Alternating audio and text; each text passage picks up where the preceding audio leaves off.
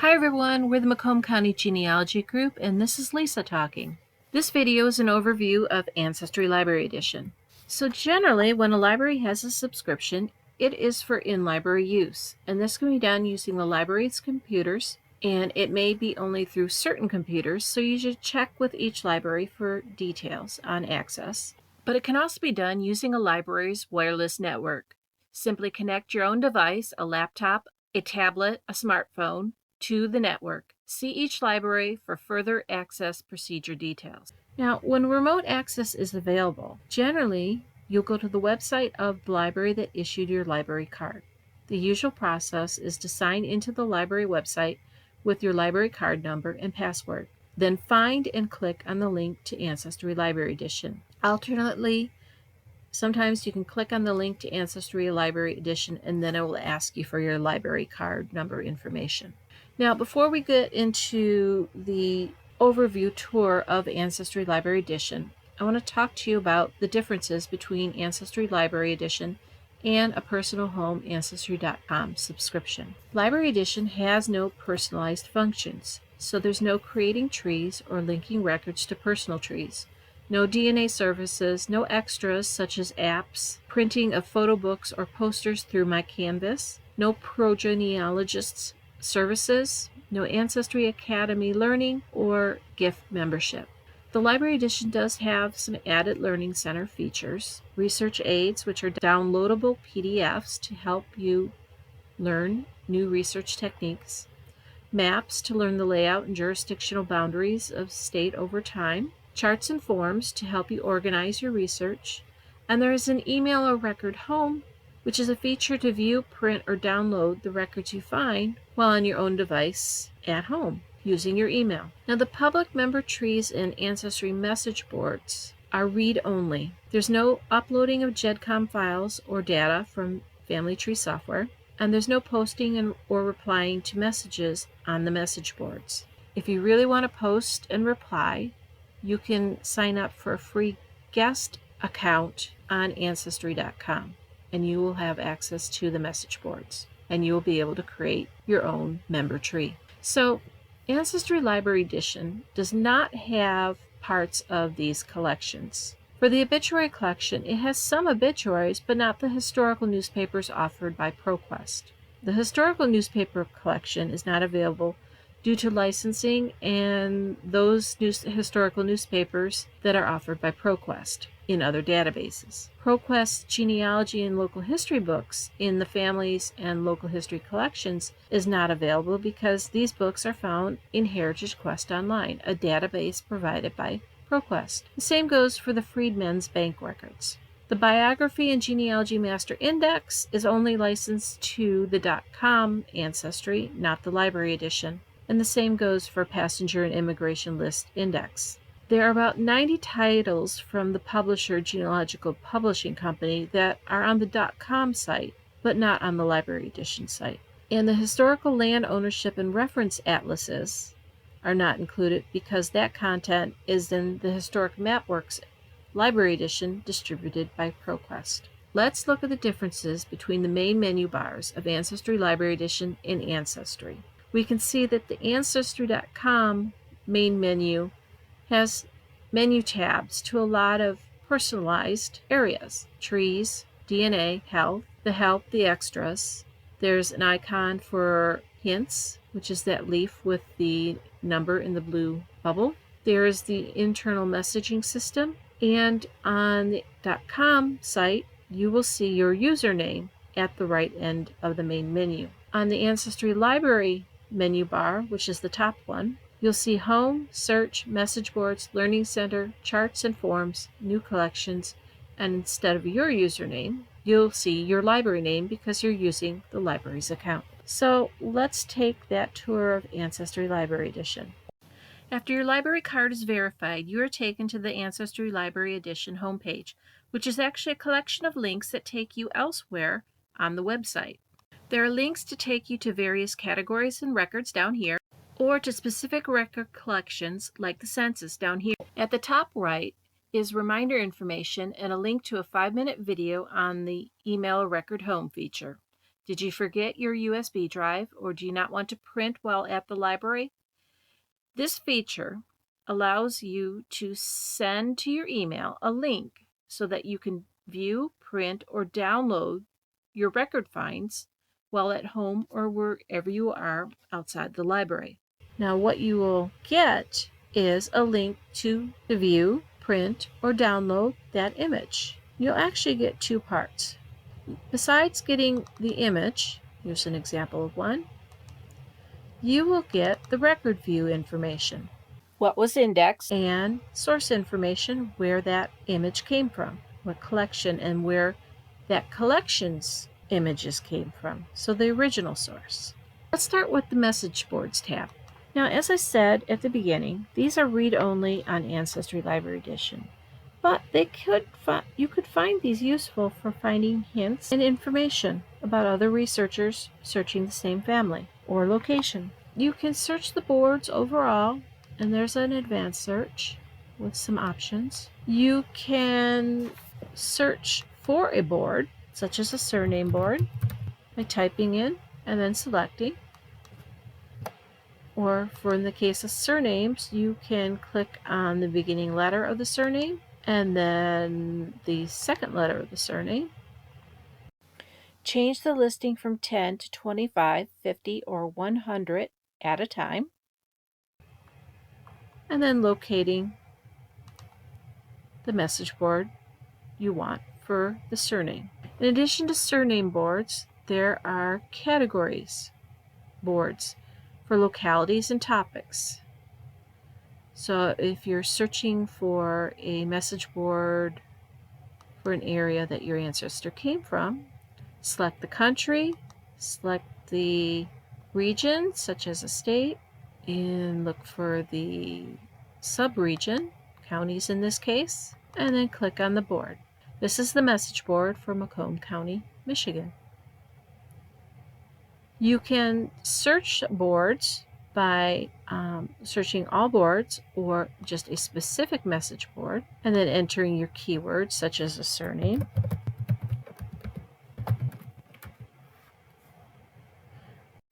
If you need more advanced search parameters, you can access them there.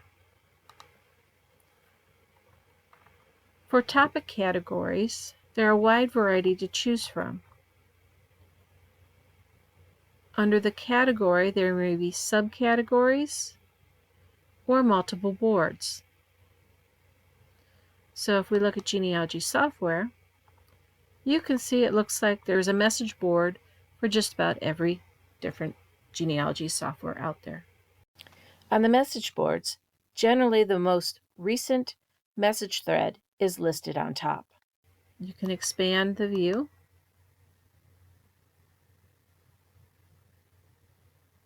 and then click to see the message and the thread of responses. So that's the Message Boards tab. Again, remember it's read-only.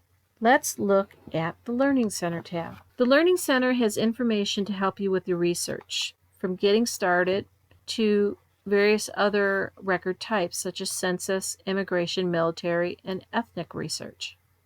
These are mainly PDF files from 1 to several pages with information on the topic, collections to search, and tips to help you when researching. They'll often have what to look for and how to analyze the records. You can download these to read offline and even send it to your tablet so you can read it at your convenience elsewhere or have it up on your tablet while you are researching on your computer. Let's take a look at one of these. So let's look at the Follow Your Family. This is a 7-page handout that covers the topic, and in this case, because there are multiple types of record images, it will describe what you may see on the page, what to look for,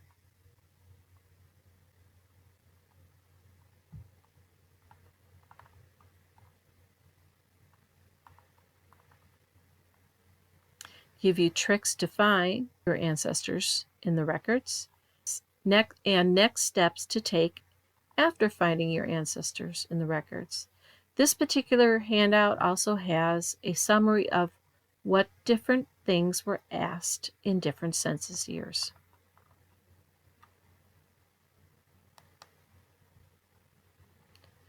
For immigration, let's take a look at a handout.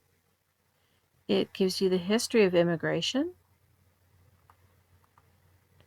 how to begin searching immigration records,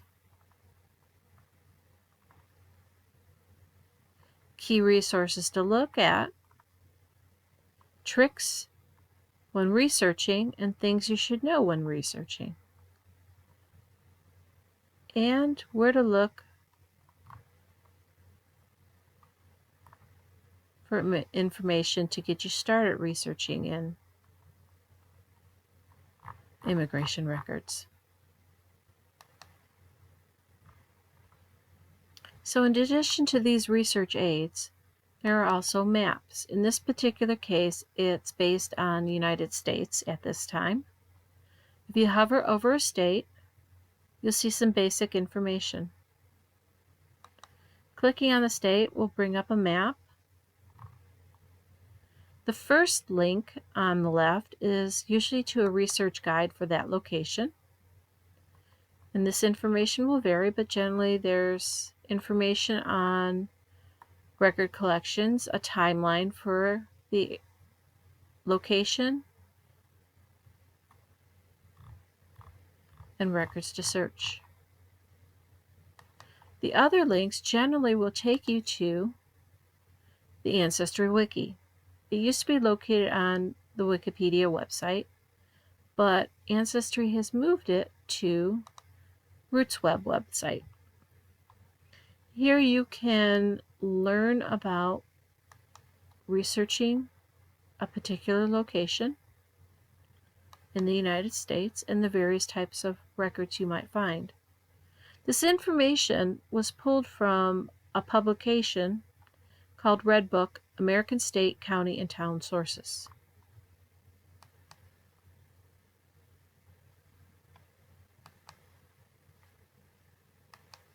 So that's the map section of the Learning Center. Let's look at Charts and Forms tab. So the Charts and Forms are some standard forms used by genealogists when they're doing paper forms. So there's a source summary to keep track of where you found information. Correspondence record to keep track of who you've corresponded with, either through Ancestry or in traditional email or postal mail with relatives. There's a research abstract form to record information that doesn't fit on either of the two core genealogy forms that I'll talk about in a moment. And there's a research calendar to keep track of what you have searched, when you have searched, where you have searched, and who you have searched, and your results. So there are two key core forms and charts for genealogy: the ancestral or pedigree chart and the family group sheet. Let's look at the ancestral chart first. This is basically a tree or roadmap to your direct ancestors, the people who made you you. So you start with yourself, add your parents. The males usually are listed in the top entry for each couple. So father, mother, paternal grandfather, paternal grandmother, maternal grandfather, maternal grandmother, and so on. If you run out of chart room on the chart, you print another one, give it a number, and then say which chart this person is now in this position on the other chart.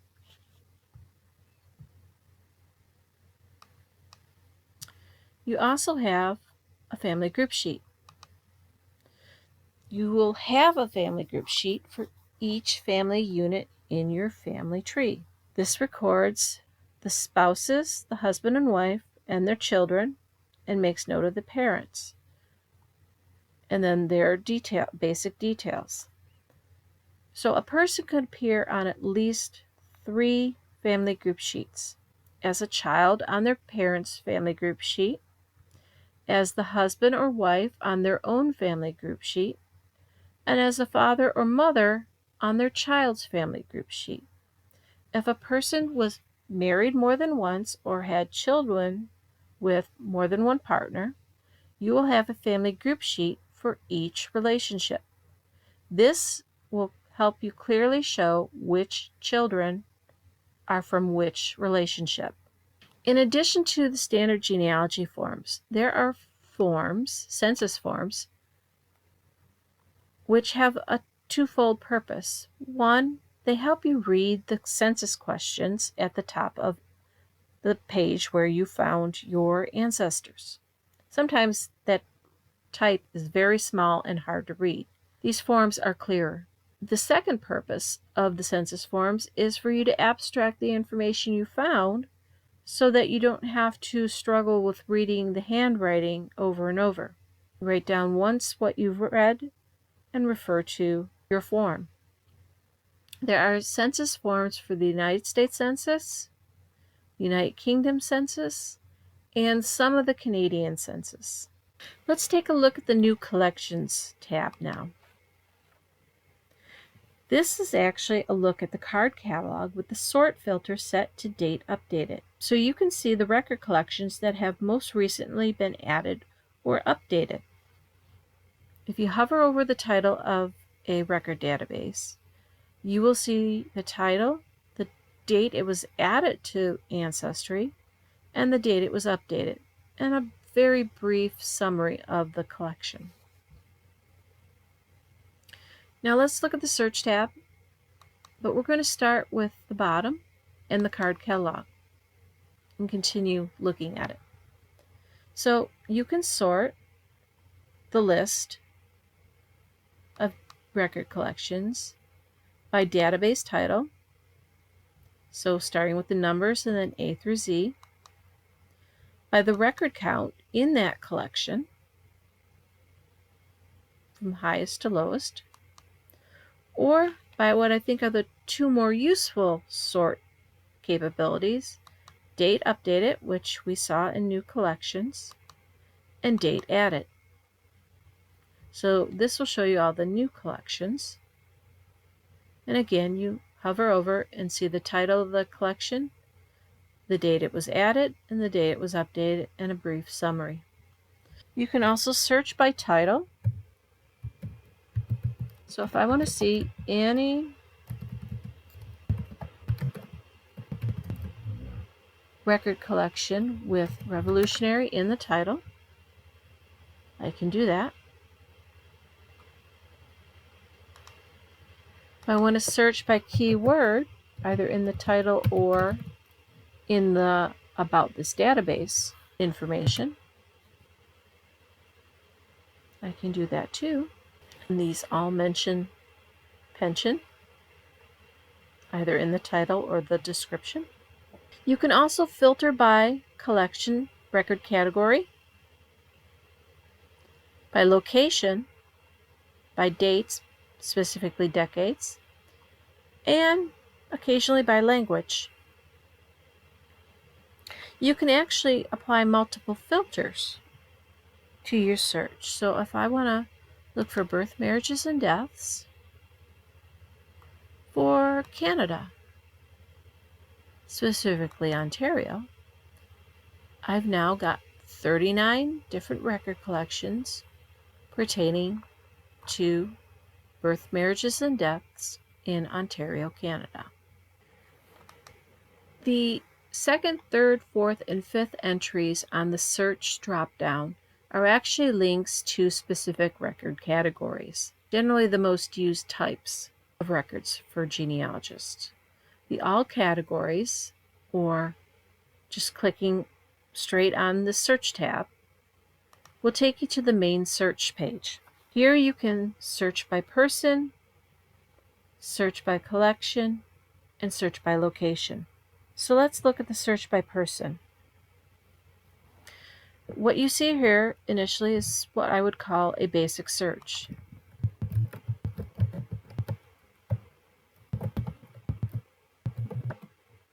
Enter a name and some brief information, and it will do a wide search of everything that Ancestry has. You can adjust your search over here by pulling from broad to exact. You can narrow down to a country or ethnicity. You can click and edit the search and then add some advanced search options.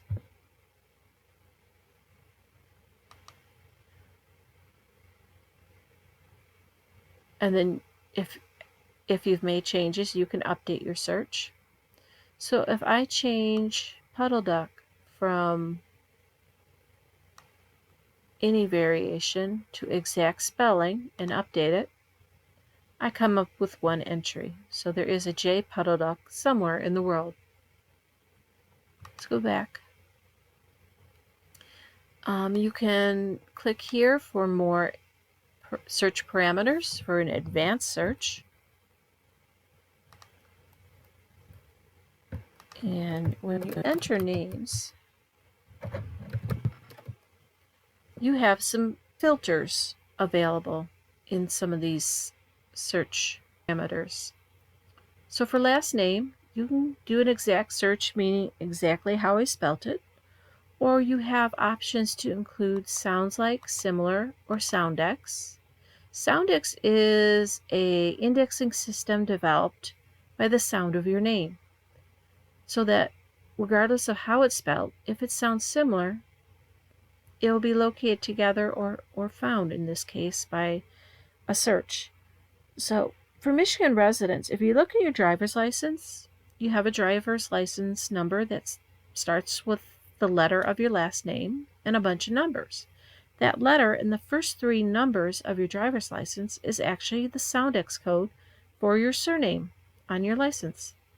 So you don't have to choose them all. You can choose one or all of them, or leave it off and it will look for anything and everything.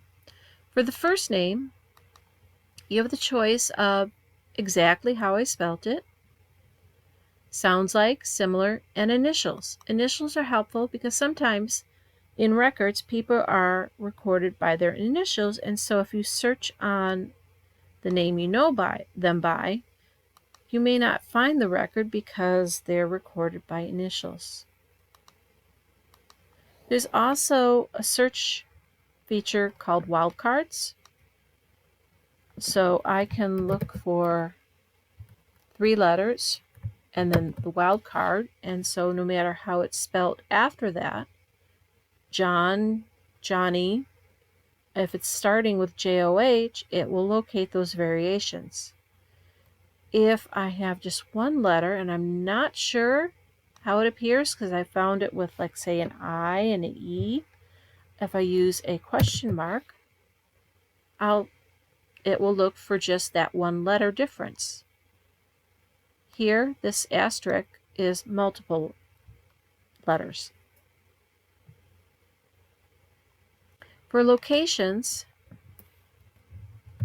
as you type, Ancestry Library Edition or Ancestry will try to guess what you are typing. If you select from the choices presented, you get more filter options for the location. You can narrow it down to just this place I've selected, to the county and adjacent counties, just to the state and adjacent states, or to the country. You can also, there's also something similar for years. You can say exactly that year, plus or minus 1 year, plus or minus 2 years, 5 years, or 10. And that can help you with your search. Down here you have the choice to add more information to your search, but be aware the more you add, the less results you generally find. You can search with keywords, choose a gender. What you add will depend on what type of record that you're searching. These are the general search parameters that are available in most records. So you can also narrow it down to a specific type of collection. Now when you're searching, and if you're coming up with nothing, check your selections here, because some of these will stick on and you'll need to clear either with the clear search or by manually changing your choices. So here I resulted in nothing because I probably chose too much.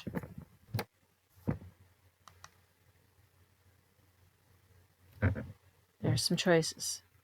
Now let's take a look at what you see in the results list. You can sort this by records or categories. This is what it looks like for categories, and this is for records. You can also narrow the list down by clicking on the category, and then even the decades. Your results list will vary depending on the records. If you hover over the title, sometimes you will see a See More button. And this takes you to a view of what has been indexed from this record. It also gives you source information, and you have the option to send this home. You have an option to click to view the record image here, or back in the results list, you can click on the view image, or sometimes there will be an icon of a record there. When you view the image, you can click and drag your mouse or your finger with the pad to move the image around. If you click on the microfilm image, you'll see where that image appears in this particular section. So this is image 11 of 14.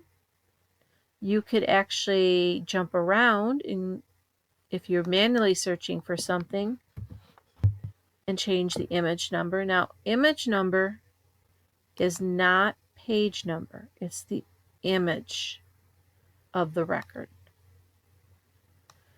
You can click and close that again. If you click on the little heads here, you will see how the records were indexed. Sometimes there's a tiny gray bar here to drag to see the additional information. Move around. Click it again to close it. Over here on the right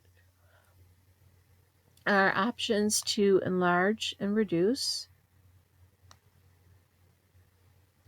If you click here, you'll get information regarding the record, related information, or source information. This icon will take you to a full screen view of the record image. And then there are some tools located here.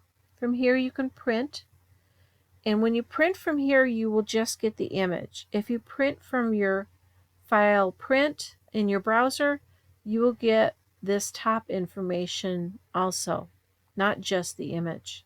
You can download the image from here. You can rotate it left, rotate it right, flip it horizontally, flip it vertically, and in a case of a hard to read record, you may want to invert the color to read it better. And this actually works not only on the black and white images, but also the color images. There's various settings you can adjust using the mouse wheel to zoom, switch back to the basic viewer, and turn on and off enhanced images. You can also save here to your computer. If you are at the library and you don't want to print, or you forgot your USB drive, so you can't download it because you don't have your USB drive, you can send the image home using your email. Then wherever you are later, you can access, meaning view, print, or download your found record image using the link sent to your email. Up here you get a description of what the record collection is that you're looking for and who you searched for. So you remember who you searched for and are looking for on the page. And then the description of where you are in this record collection. Here we are at the tax assessment rolls for 1800, Dutchess County, in the town of Pawlings. And for Pawlings, there are 14 images available to look at. To move from page to page, let's say you're on a census and your family is at the top and bottom, and you want to see if they are on the next page or were on the prior page. You can use the left and right arrows to move back and forth, or click on the microfilm to change the page.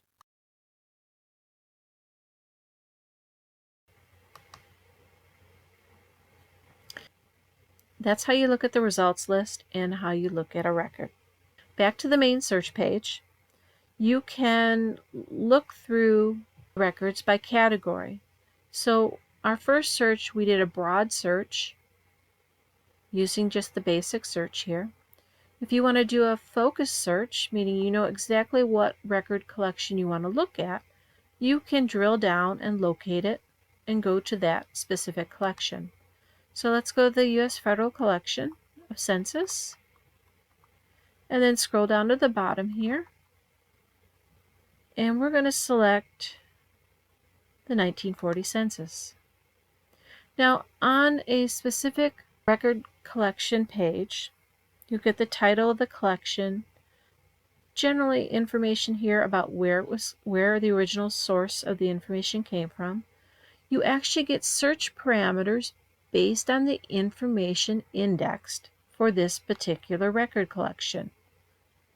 The basic search over at the main search page is for the search parameters that are more common amongst the different record collections. If we scroll down, we have a lot of search options here. You'll get source information, where this record collection came from, and then information about the record,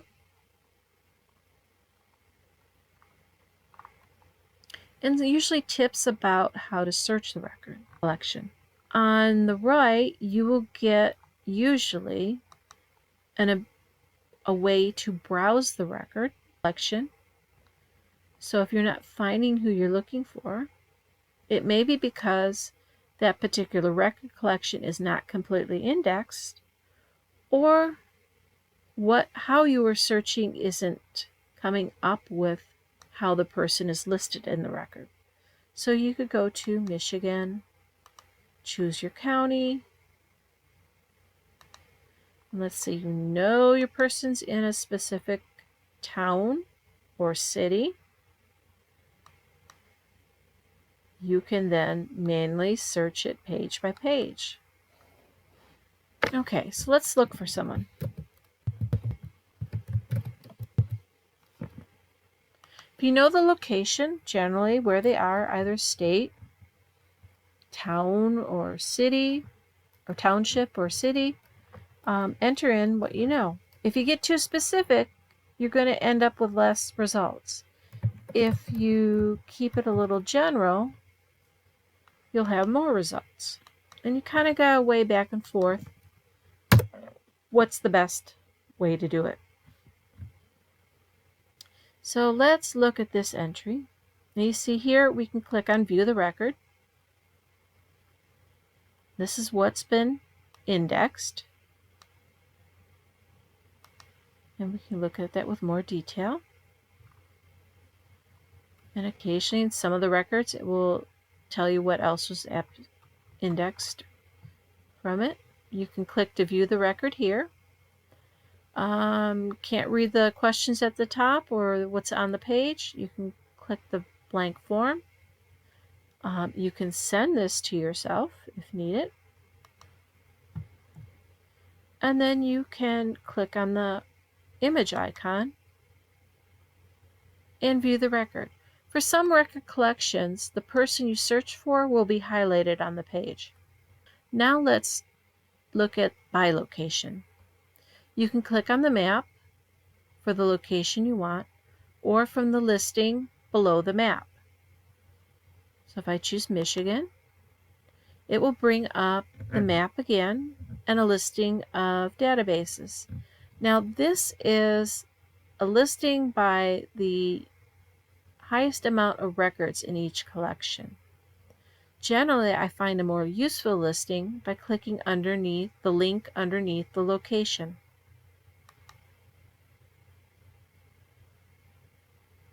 So this gives us a listing of record collections specifically about Michigan or that contain Michigan,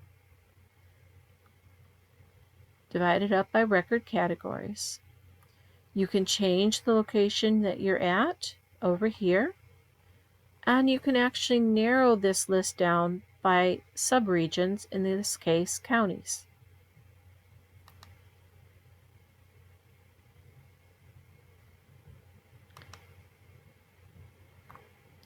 So if I were to go under birth, marriage, and death and view all,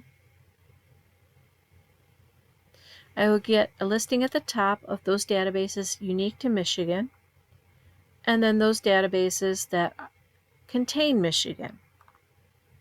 So let's look at the Michigan death records. Again, I can browse, I can see related collections,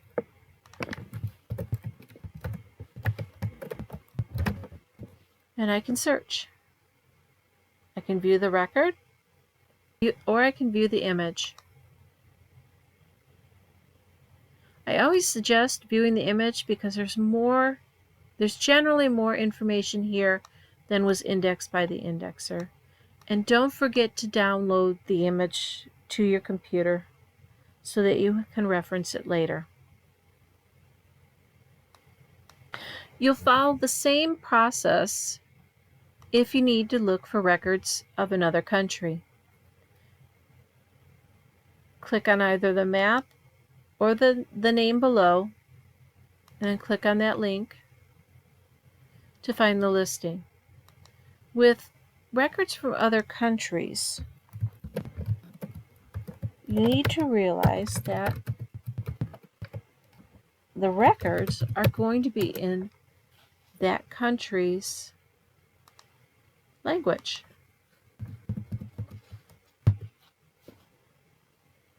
But there are tools and guides to help you out there. And it's really not that hard. This is a rather well-written German record from a church record. And despite the whole record being in German, dates can be identified, and in this case, names can too. So that's our tour of Ancestry Library Edition. But before we go, I want to cover one last thing. Because Ancestry Library Edition has no personalized features, keep track of what you have found on your family by either printing the forms available from the Charts and Forms tab of Ancestry Library Edition, create a free Ancestry account on Ancestry.com, and then you can create an online member tree, public or private, and manually enter what you have found. Or choose a genealogy software program to record your information on your computer.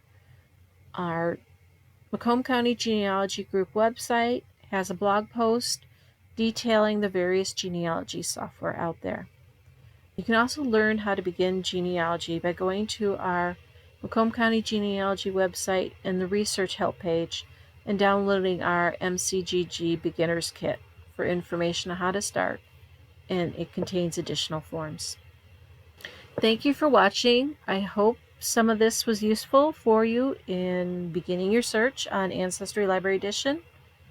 Some of this can even be used on Ancestry.com. This has been the Macomb County Genealogy Group. Have a great day.